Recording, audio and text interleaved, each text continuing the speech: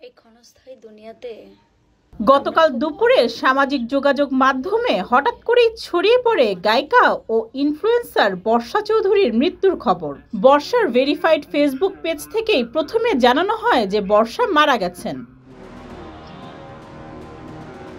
এই খবরে মুহূর্তেই সোশ্যাল মিডিয়ায় নেমে আসে শোকের ছায়া, কিন্তু অনেকে আবার দাবি করেন বরাবরের মতোই নতুন নাটক করছেন বর্ষা চৌধুরী। তবে খুব বেশি সময় পার না হতেই আসে পাল্টা তথ্য যে বর্ষা বেঁচে আছেন, মারা যাননি।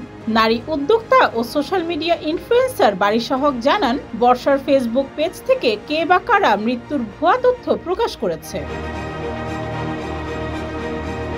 এই পরিস্থিতিতে সরব হন ঢাকাই চলচ্চিত্রের আলোচিত নায়িকা পরীমনি। এক ফেসবুক স্ট্যাটাসে তিনি কড়া ভাষায় বর্ষাকে সতর্ক করে লিখেন, রাখাল আর বাঘের গল্পের মতো না হোক কোনোদিন।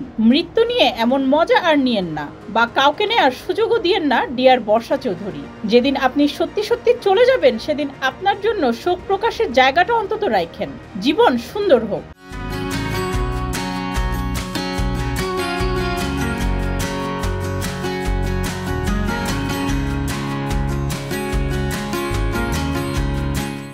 বর্ষা চৌধুরীর ব্যক্তিগত জীবন একাধিকবার এসেছে আলোচনায়। 2 বছর আগে তার দ্বিতীয় স্বামী ব্যান্ড শিল্পী রুমি রহমানের মৃত্যুতে ভেঙে পড়েন বর্ষা, কিন্তু গত বছর হঠাৎ করে বর্ষা তৃতীয়বার বিয়ে করেন ঢাকাই সিনেমার অভিনেতা রাসেল মিয়াকে। 65 লাখ টাকা যৌতুক চাওয়ার অভিযোগে বর্ষা রাসেলের বিরুদ্ধে সবুজবাগ থানায় মামলা করেন। এরপর রাসেল মিয়া ফেসবুক লাইভে আত্মপক্ষ সমর্থন করে স্বেচ্ছায় থানায় আত্মসমর্পণ করেন।